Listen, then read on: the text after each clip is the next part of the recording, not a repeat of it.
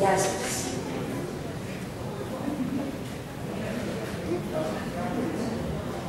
Ποτέ δεν είναι νωρίς, ποτέ δεν είναι αργά. Όλοι έχουμε τον δικό μας μοναδικό χρόνο για οτιδήποτε στη ζωή μας.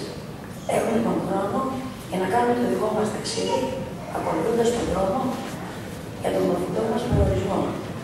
Ένα ταξίδι απέναντι για εμένα του σχολείου δεύτερης ευκαιρίας. Οι συνεπιβάτες διαφορετικοί άνθρωποι, άγνωστοι μεταξύ τους.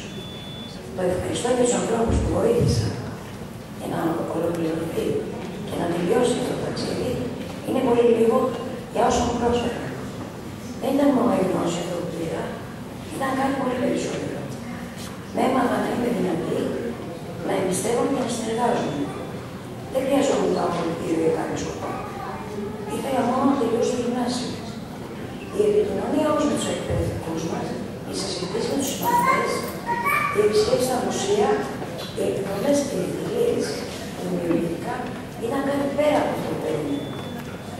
Η μόρφωση είναι το δρόμο κάθε ανθρώπου, σε ό,τι ηλικία και να είναι. Τώρα θέλω να προχωρήσω.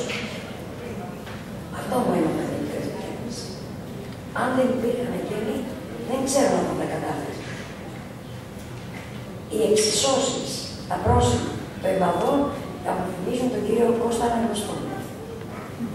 Τα χάτινα καραβάκια, το καλεσμένο τηλέφωνο, η διάφρα μαζέρα. Μπάρκαλες, καβάφτες, εφέδες. Κύριε Ελένη Καβαλάκα.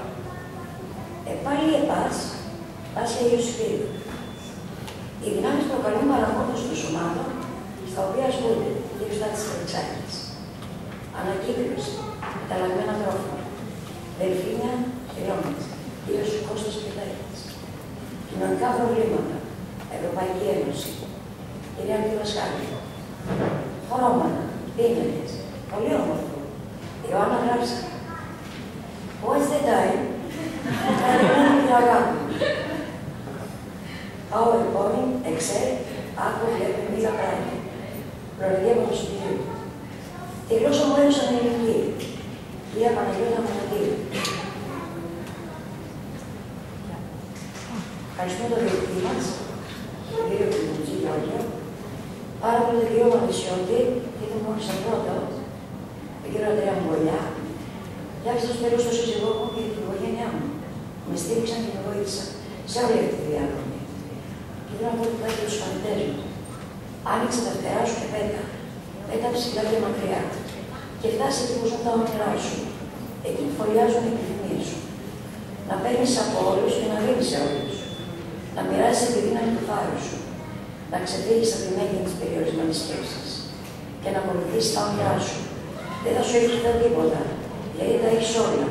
Και πάνω απ' όλα έχεις τη δική σου θέληση και πίστη. Ευχαριστώ πολύ.